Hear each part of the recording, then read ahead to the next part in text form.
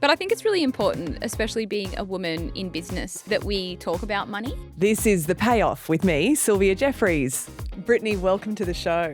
So glad to be here. Thanks for having me on. We're delighted to have you. We've already spoken to some of your friends, and so it's a high time, I think, that we pick your brain as well on The Payoff. I know, I'm loving seeing everyone that's on the pod. I'm like, oh, there's Anita, there's Rachel. Yeah, it's all my mates. This time it's your turn. And I want to start with you, 16-year-old you, grade 11, you're at school, and you decide to just pull the pin on that.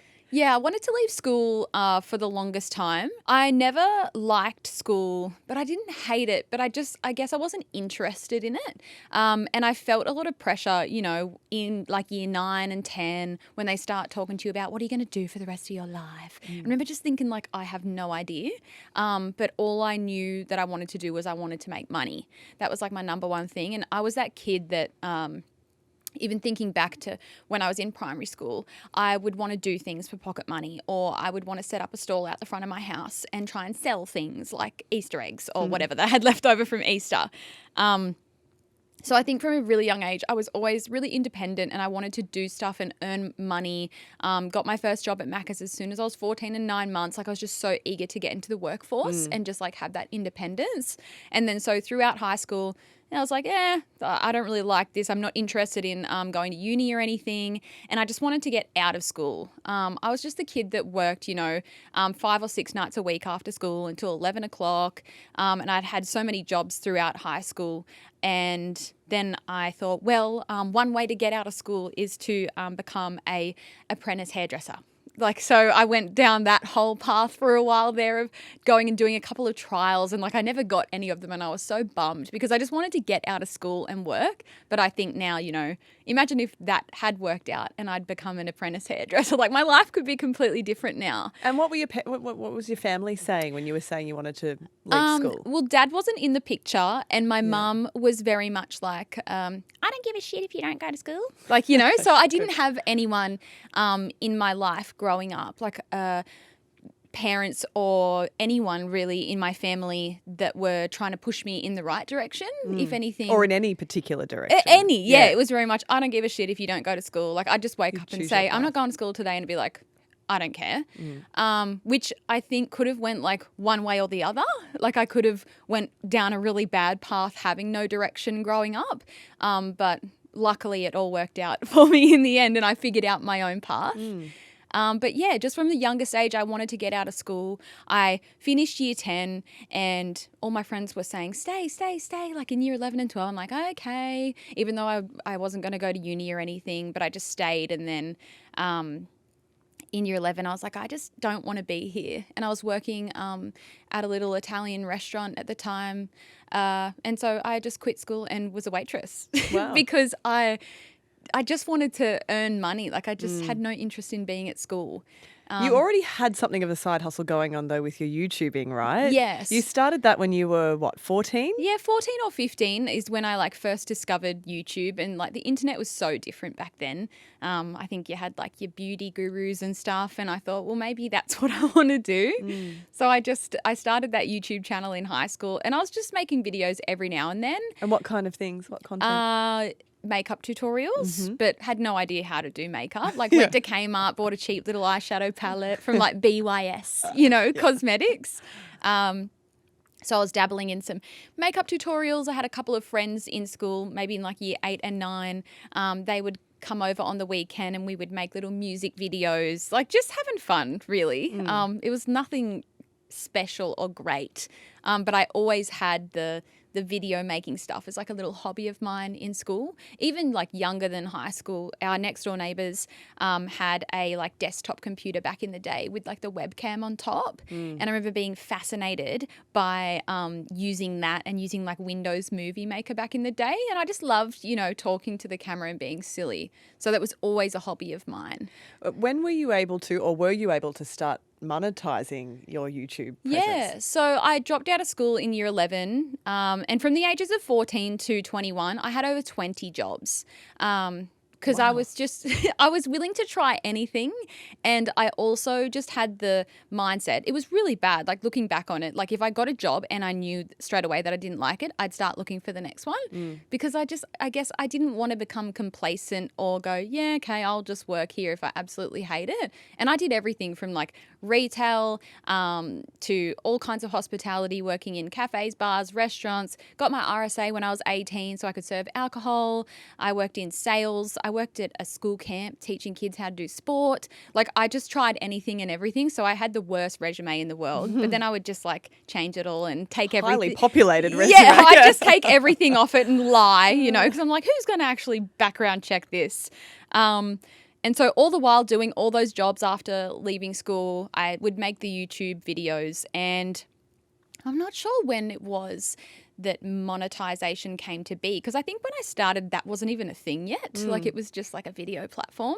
But at some point along the line there, I had the option to monetize my videos. Maybe it was when you hit 10,000 subscribers back in the day. Yeah. And so I switched that on and essentially started earning a few dollars here and there from the ads that would play. And it was when I was the age 21. I was working full-time in an office role Monday to Friday in Newcastle. And I had 80,000 YouTube subscribers, which wasn't a lot, like isn't a lot now, but back then it was kind of a big deal. And I just sat down and worked out, you know, I'm earning this much per month from the YouTube stuff. It was really nothing. And then it was at that time that brands started to discover people like myself. And I was getting, you know, $100 to do an Instagram post and $150 to do this. And I kind of just sat down and figured out, well, my rent is $140 a week in my share house and I've got to pay this much off my phone bill and XYZ. And I thought, I'm going to quit my full-time job and make this YouTube thing work for me. And it worked. Yeah. So how much scope was there to build a business out of that back then? Yeah. So I quit my full-time job at 21. And then it was from ages 21 to 24 that I took that 80,000 subscribers to over 1 million just by like hustling on that YouTube channel, just pumping out the content. And what did you learn in that early stage about what works on YouTube, about what grabs people's attention? I think it was then that I really learned about community building. Like you hear so many people now talking about community building and personal brand, but I've been doing that stuff since before those words even really existed. Like I was learning how to foster a community online through my YouTube videos. And when it came to launching FAYT, I had tried so many things in my life, you know, up until that point, much like every job I'd had. And launching the YouTube channel in itself was me giving something a whirl. But just all the little businessy things that I did throughout my teens. Like I had a spray tan business at one stage. I was a freelance makeup artist at one stage. I tried to sell phone cases at one stage. Like I just tried a million different things like throughout my teens and early 20s that when it came to launching FAYT and starting yet another business, I had a coffee scrub business at one point. Like I just dabbled in so many things. When it came to starting FAYT, the only difference was obviously I had this massive audience that I built online, so I had potential customers. But as for the rest, it was still very much me just going, I'm just going to give this other thing a go. And people might look at FAYT now and everything that we're doing and think that it must have been some master grand plan for me to get to where we are now. But it was so not that. It was, I'm going to launch a clothing brand now. Much like I'd launched the YouTube channel and tried my coffee scrubs and the makeup and the spray tan business, FAYT was just another thing that I was like, I'm going to give that a go and see how it goes. It was just the one that actually stuck and turned into something big. Well, that's it. I mean, a lot of people are held back with businesses because they think, well, I can't do that. What do I know about running a fashion empire, you know? What gave you the belief that you could start FAYT? I think I just had that self-belief from a really young age.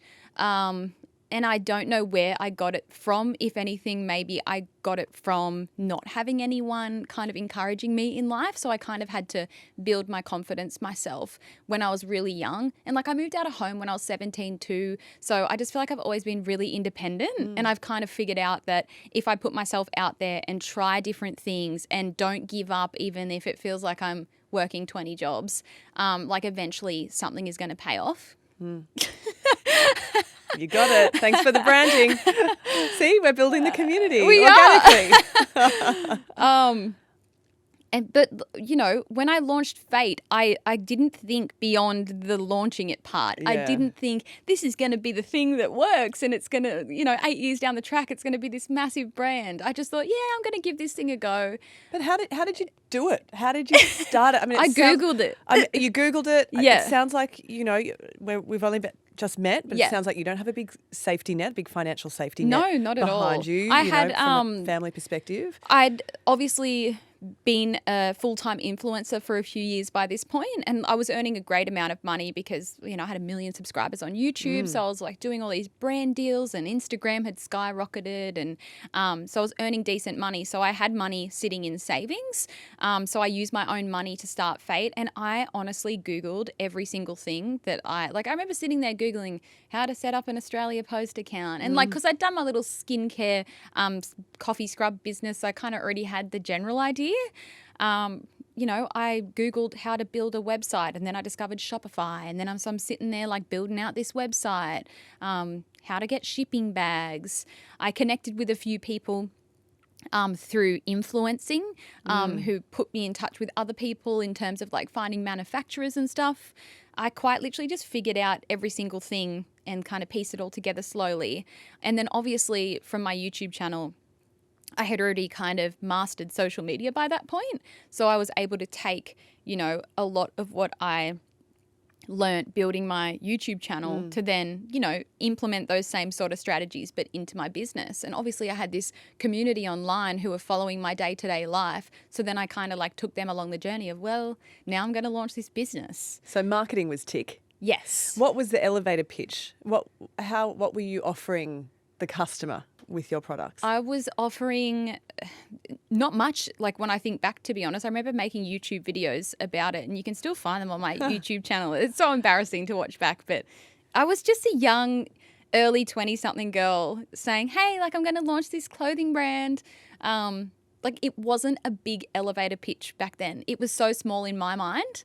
And I knew I was doing something, and people were saying, oh my goodness, like Brittney's launching this clothing business. Like, what is this going to turn out to be? But it wasn't like a big pitch to my community. It was just like, hey, I'm just going to launch this thing, you know, buy a piece if you like. And when we launched, you know, I think we just started with sizes 6 to 14, like a standard size range. And even back then, like I couldn't think beyond that moment when I started it. I didn't think, oh, and one day I'm going to expand more sizes or anything like that. It was so small in my mind.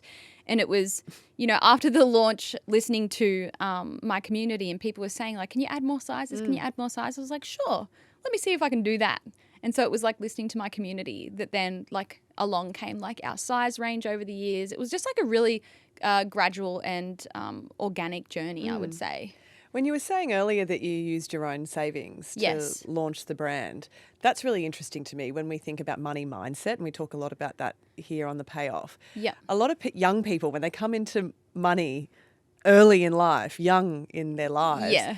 they have a tendency to blow it. Oh, and I'm so glad that I never did that, especially me growing up in that like influencer era. I remember seeing like all of my fellow influencers and content creators. It was all very much about like getting the newest Gucci bag, and everyone was out getting the Range Rover Evokes when they came out. And I don't know why, like I felt like I kind of wanted to also like delve into that because I was seeing everyone, I don't know, wearing Louis Vuitton clothes. Yeah, you're keeping and up with the everything. Joneses. You see it all over social media. Yeah, but I never did. And I always, and again, I don't know why, because like no one ever told me like save money or whatever. But like I was always smart with my money back then when I was like influencing and earning a lot of money all of a sudden. And maybe it was the all of a suddenness that made me hold on to it. But I'm so glad that I did, because then, yeah, I was able to start FAYT without like taking out a loan or borrowing money. Wow. So how did you go about then building this into what it is today? It started very small. Yes. Quite simple. Yes. How do you describe the size of the business today?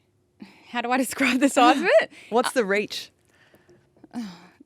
That's a great question. Without giving me your, P&L. No, I mean, I did a whole podcast episode on all of our I did see that actually. Yeah. Like the size of FAYT today, it's bigger than anything I ever could have imagined. And if you'd told me when I started it at home in the shed and I was packing orders that like it would be where it is today, like I never would have believed you. We've got a team of 70 something across the company. And the way that it's grown to that, again, like I feel like it's been quite an organic journey. Like it started at home. I hired my partner's my partner's mum's friend's daughter as my first employee because I was like, I just need a little helper, So I had her come in and work with me in my shed, like packing orders. And then it's just been like taking one risk after another to get to where we are today. We after a while moved out of that shed into like an actual little commercial space, and then we outgrew that. I hired a couple more people, then we moved into a bigger building, and then that was where I opened my first store and hired some more people. And it's just kind of been like over the years, like hiring more people and organically growing the company that way, listening to our community. When we opened that first store in Newcastle back in 2019, the only reason that we opened it was because the commercial space that I found that had our office and warehouse also had a little showroom. And so I was like, well, we'll just open a store there. And my partner AJ's like, what do you mean you don't know how to open a store? I was like, I'll figure it out. I'm Googling how to open a store. Yeah. And this is before AI or anything. So I'm literally using Google for everything. And I'm Googling what's a good point of sale system to have in Australia. Like I've quite literally... You Googled your way to the top. I literally did. And, obviously over the years we've brought on more and more amazing team members, and like it's their knowledge combined with mine and all of us working together that's taken the business to that next level, bringing people in with outside experience and, growing the team, and I guess just being on the ball as a CEO and founder of realizing, when I can see an opportunity and taking it, whether that's opening a new store or making that next strategic hire or moving into a bigger space because I can feel that we've outgrown our current one. But it's been an absolute journey. Well, you're really well known and celebrated, FAYT, for stocking a wide range of sizes. A lot of brands will say we just can't afford it. It doesn't make sense for us to go to that range. Sammy Robinson and I were talking about this with shoes the other day. People don't go to big sizes for our feet. And then I'm flooded with messages from women saying, why don't they make shoes our size? And people tell me all the time, it doesn't make financial sense for us to go to that size.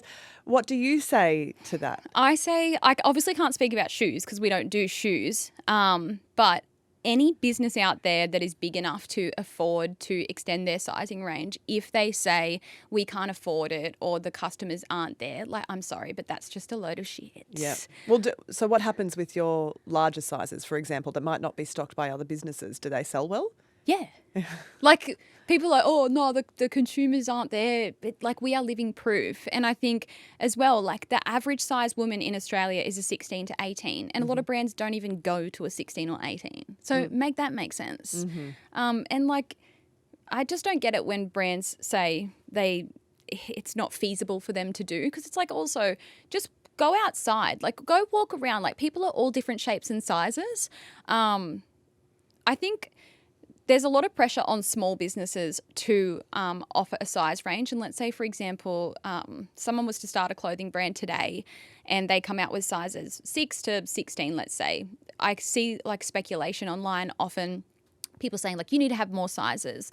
And to that I say, I think it's unfair for us to expect those small founders to be able to afford to do such a big range. But as for the big companies that have been around for ages, like longer than FAYT, and they've got stores everywhere, but they only go to a 14 or a 16, like they absolutely can extend their sizing range. Because if I'm just a gal from Newy who has figured all this out on my own, like what are they doing? You're calling bullshit. 100%. I think it's not a financial thing. The customers are there. I think it's an image they're wanting to portray. Interesting. Yeah. And there's a lot of that in the industry. 100%. And I'm all for, I've made lots of videos over the years, like calling out the bigger brands that like aren't coming to the table and extending their size range. But at the same time, like, of course, I want everyone to have access to more and more clothing brands, because there's brands out there that people would love to shop with, but they just literally can't. But at the same time, I'm also, in the mind of if they don't want to do it, then you know what? They don't have to. I will. Leave it to you. Yeah. More customers for me. Yeah, like, okay. exactly.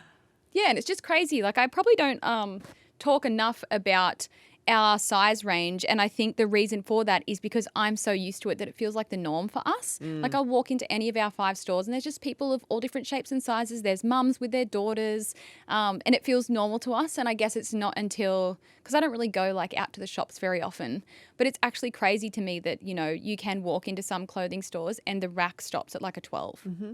And being someone that owns retail stores, like I don't know, like I couldn't feel good about myself knowing that like my size range went to a 12, but I had physical stores. Like I think it's one thing to be online and only go to a certain size, but then to have physical stores and just say you stop at a size 12, that's literally you saying to like the everyday don't even bother walking in. Yeah. I couldn't sleep at night. Your money's no good here. Yeah. And you know, I mean, each to their own, and I guess at the end of the day, brands have the luxury of choosing their customers. But as for me and us, you know, we want to try and make our brand as accessible for more people than not.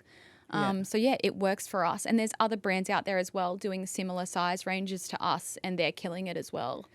Do you have a mentor, like a business mentor who's guiding you through all of this? No, I just think I'm an absolute freak. Google is your mentor. Yeah, I keep saying this, but I've quite literally just worked out all of this on my own. I don't have a business mentor. I'm really inspired by my friends in business. Yeah, there's a great a community of female entrepreneurs in this country, isn't there? And I think I don't see anyone in business as competition. I know in business, people often, especially like I've got friends that own like hair salons, and I hear about like how hairdressers are all so competitive. But I truly think that, you know, if we all join forces, like we can only be better together. No gatekeeping. No. And I love, you know, meeting and connecting with other founders, because then you meet someone and it's like you're speaking the same language and you're both dealing with the same sort of stuff. So there's room for everyone. It's actually quite the opposite. I mean, I follow so many female entrepreneurs on Instagram, and we're getting blow-by-blow reports, you and Rachel and Anita, on what they're working on, how they're building it, what the rebrand might look like, what's the feedback from the audience. What do you think is the benefit in sharing those really intimate sort of BTS moments as a business? I think you can only like win from it. And that's why I love like also having my business podcast, because I'm sharing my business journey in real time. I think with a lot of business podcasts, it can be like, I exited a business at 200 million and now I'm going to tell you all about it. Whereas I'm getting on the pod every week and I'm like, here's what I'm dealing with this week.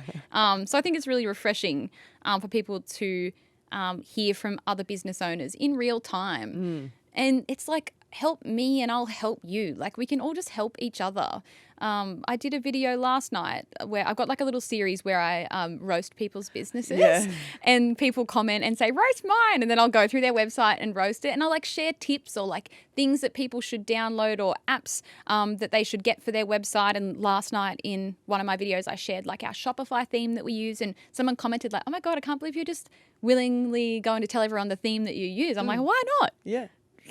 Do you know what I found really interesting looking through some of your videos again this week was one where you were talking about you don't set any KPIs for your retail staff. Yeah. So that's one of the sort of controversial things you do as a business owner. What are some of the other controversial things that you do? And again, another video that I made yesterday, like we've never had a blackout period, which is really uncommon in retail. Often, As in for your staff and taking leave? Yeah. Like, you know, it might be, you can't take any leave from November to February. I'm like, that's a really long time.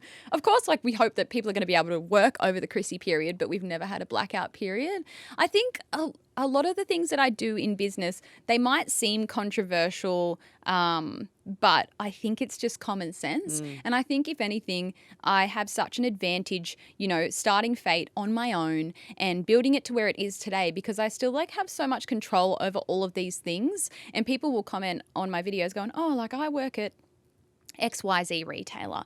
And I wish that we didn't have KPIs, because I have an anxiety attack every time my phone rings and I know it's going to be like my area manager saying, why haven't you hit target for the day today? But I think that's the difference between massive businesses and smaller businesses is like companies that have been around for ages that have loads of retail stores around the country. They don't have the opportunity to like completely change the way that they run their business. Whereas because I've built FAYT myself exactly how I've wanted it to be, I've been able to like do all these things in a non-traditional way and it works for us. Well, you've been a very busy bee on top of running your own business and telling us all about it along the way. There's also a new book just getting started. Absolutely. Tell us about that and what are you hoping that your readers will get out of that? Yeah, so a couple of years ago, or over 2 years ago now, I got an email in my inbox from the team at Booktopia. And AJ, my partner, has said to me for years, you should write a book. And I always think, about what? And he's like, you've done a lot. Like, you could write a book. I'm like, okay. So they emailed. I was like, I think this is the universe telling me that I should absolutely take this opportunity. I'd honestly, the last time I'd written anything properly was back in high school, which was forever ago now. And we started up the conversation with the Booktopia team. And I so vividly remember we had our first couple of intro calls. And again, like I had no idea. I thought maybe I would go meet them and speak with someone about like my story and then they would like help me write it or whatever.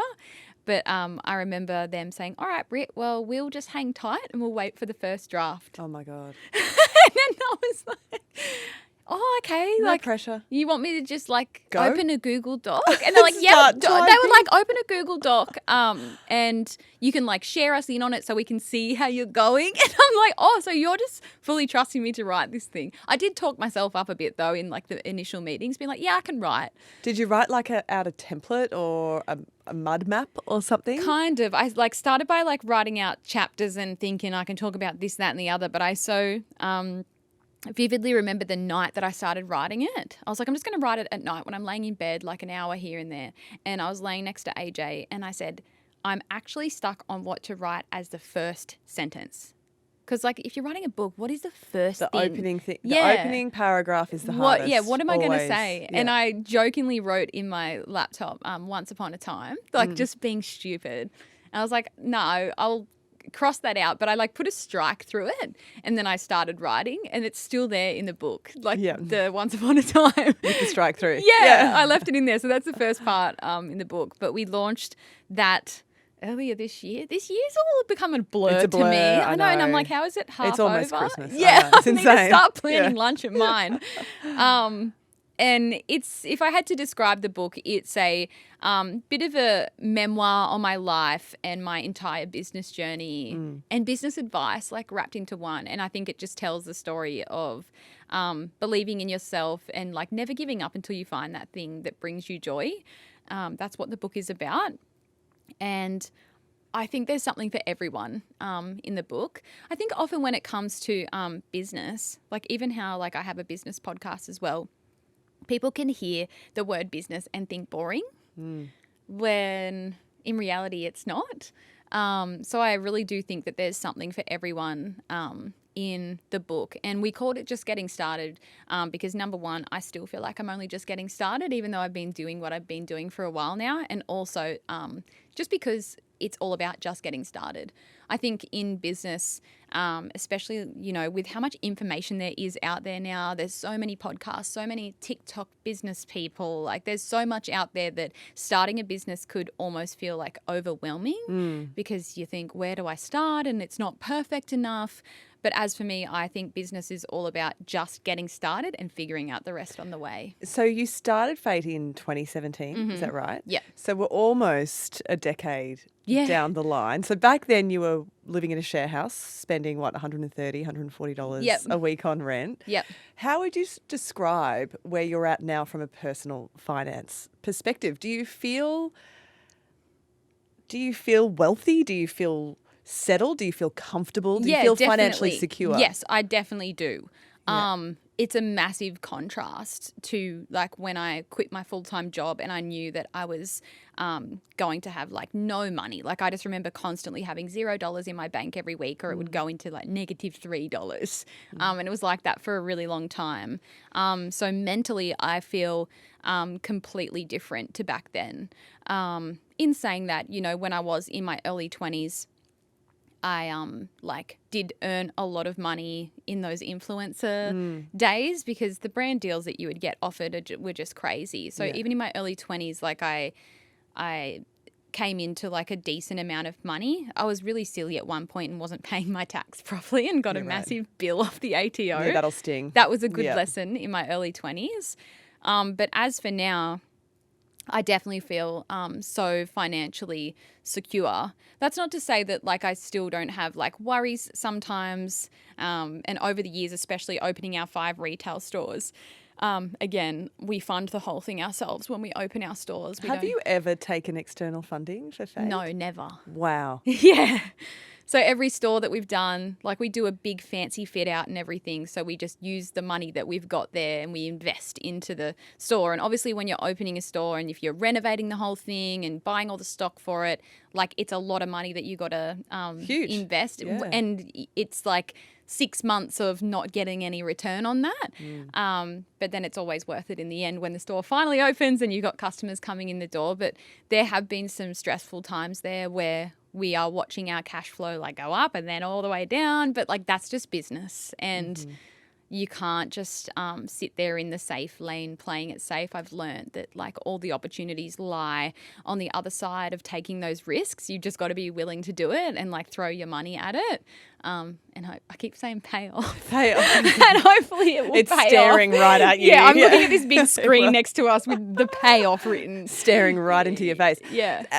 How are you feeling long term? Because younger generations in this country obviously face huge hurdles to financial security. Yes. You've got yourself into a really good position at this stage in your life, but are you thinking long term in terms of superannuation, in terms of investments? Is that stuff all on your radar at this stage in your life? Yeah, so I wasn't paying myself super for years there, which is wild. Yeah. And so I think, when was it? A couple of years ago now, our accountant was like, I think you need to start paying yourself super. So I've started paying myself super. Great. I've probably got like 10 super accounts from back in the day. Because you know when you would get like jobs and they'd all have Macca's different, and they'd have all JB different. Hi-Fi. Yeah. So I need to go out and find all my old super from when I was a teenager. Effie Zahos can tell you how to do that. All right. Yeah. It's out there somewhere. It might not be much. Yeah. So in terms of long term, it's really hard for me to say where I want to go with everything that I'm doing because, again, I never thought that I would get to where I am today. Like, I'm just a girl from Newy, like, you know, and then I've just landed myself. I haven't landed. I've worked really hard to get where I am. Worked your ass off, yeah. But I just can't believe, you know, where we are today. Therefore, I can't even imagine, you know, where we will be in 5 to 10 years. And someone in my position maybe should have like a really strategic long-term strategy. And I speak to a lot of founders and, you know, it's only from like people in Sydney that I started hearing, what's your exit strategy?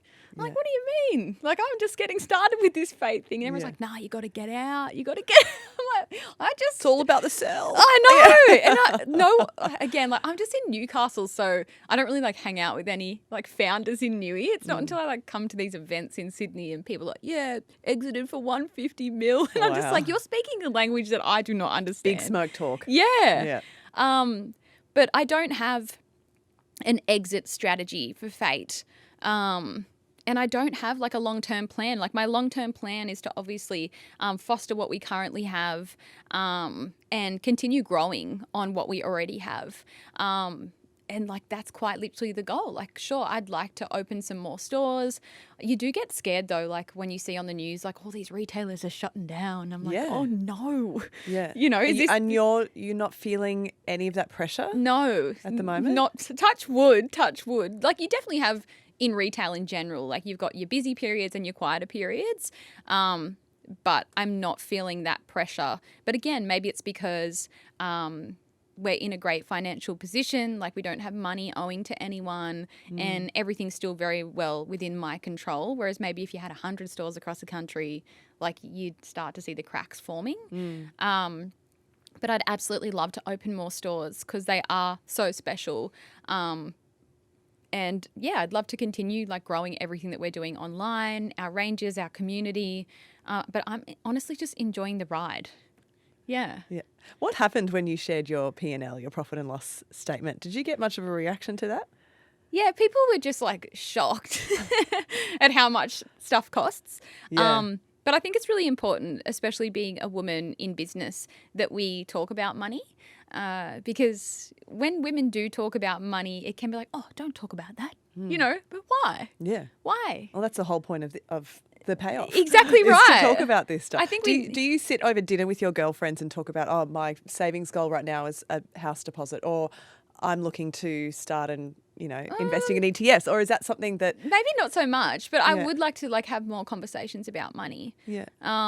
Because I think it should be normal and healthy for us to talk about those For kinds sure. of things.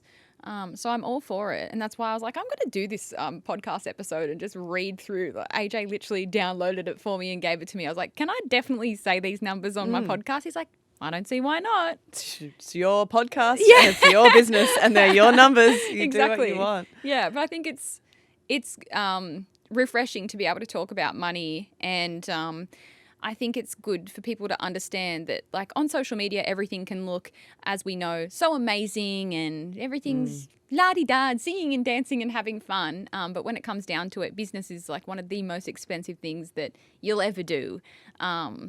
It's not cheap and it's not easy. So I felt good after doing that episode to be like, here's how much we spend on everything. What has been the toughest lesson for you in business so far?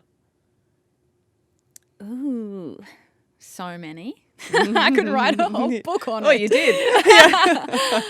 What was the toughest lesson I've learned in business? I would say it's you need to come to terms with the fact that you're never going to be able to make everyone happy.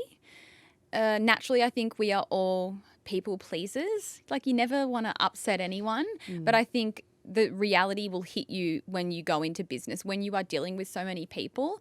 And when we start a business, oftentimes it can be almost selfish because we're like, I want to start a business for me because I want to work for myself. That's very much what it was like when I, dabbled in all my businesses, was I wanted to do something for myself. But if you want to have a business that grows into something, it's all of a sudden going to become about everyone else and not about you. So in a way, business is really humbling. And even though if you look at social media and my social media and the FAYT social media, it can very much all seem about me because I'm in all the videos, but business is about everyone else and actually not about me at the end of the day. And the people are everything in terms of your staff, your suppliers and people that you work with, all the way through to your customers and your community.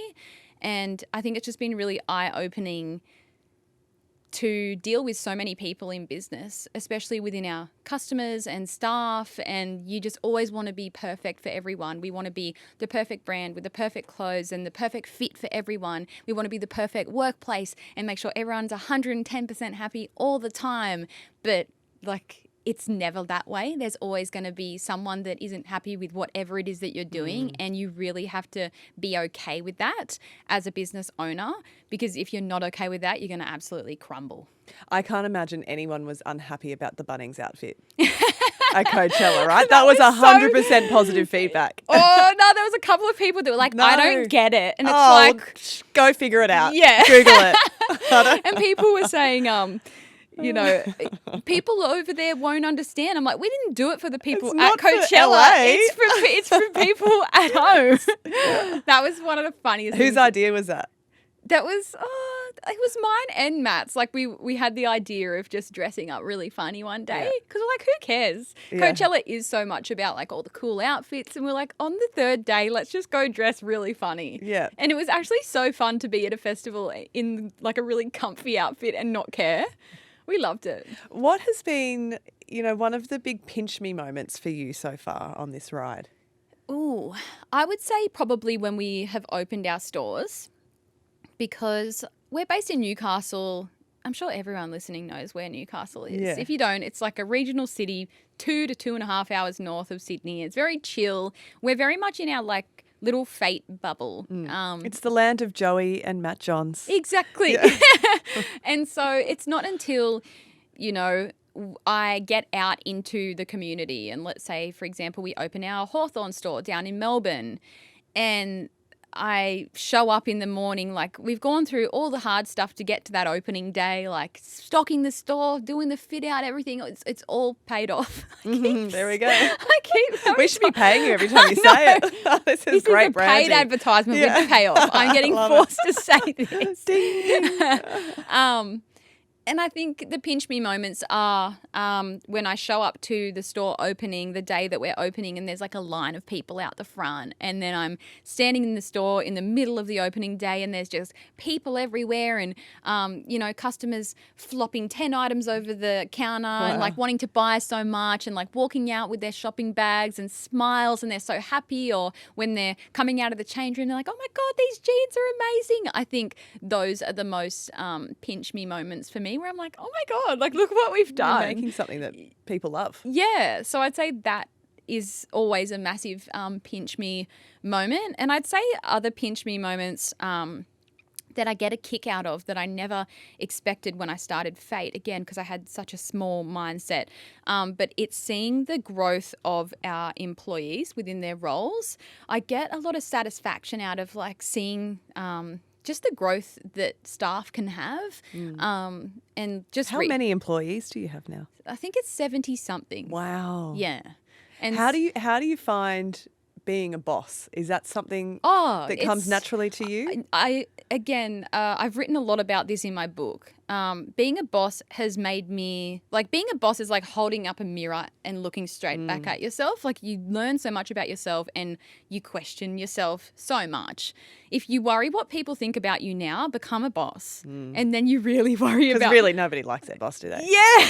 Except for my bosses. I love my bosses. They're all awesome. One of them's in the room right now. You've got to say that. Yeah, she's my favorite payoff. Yeah. But, when I started FAYT, I'd never even been a team leader in any of my jobs. Like, because I'd never worked there long enough to kind of have any experience to work my way up any sort of ladder. I think it has come naturally to me over the years. And I think I'm a natural leader. I want to say. Am I the world's most perfect boss? No, but who is? And I think you can put a lot of pressure on yourself to be the best boss ever when you are a boss, because of course you want to be great at what you do and not have anyone ever be upset by you, and you want to be the perfect boss to everyone. But I've learnt so much by becoming like a manager and a boss. But back to what I was saying, other pinch me moments is just seeing staff growing within the company. And I have a lot of team members that have been with us for a really long time, and I've just watched their roles evolve over the years from when FAYT was really small to where we are now. And just recently we're doing like all of our 6 monthly staff reviews and just like reflecting on like 6 months ago and where people are now. It's also like a pinch me moment that I've kind of had the opportunity to create roles for people that they genuinely really love and can see themselves thriving in. I always want to try and create positive work environments because I worked so many jobs and hated them all. I think I've taken all of that experience and hopefully, created some environments where people can actually enjoy showing up to work every day. Because it's hard going to work every day. We're out here working away for our whole life. So I'm really, enthusiastic or passionate about hopefully creating roles that people can actually enjoy going to work and doing. Are you proud of what you've built? I am, but at the same time, I find it hard to be proud of myself. Why is that?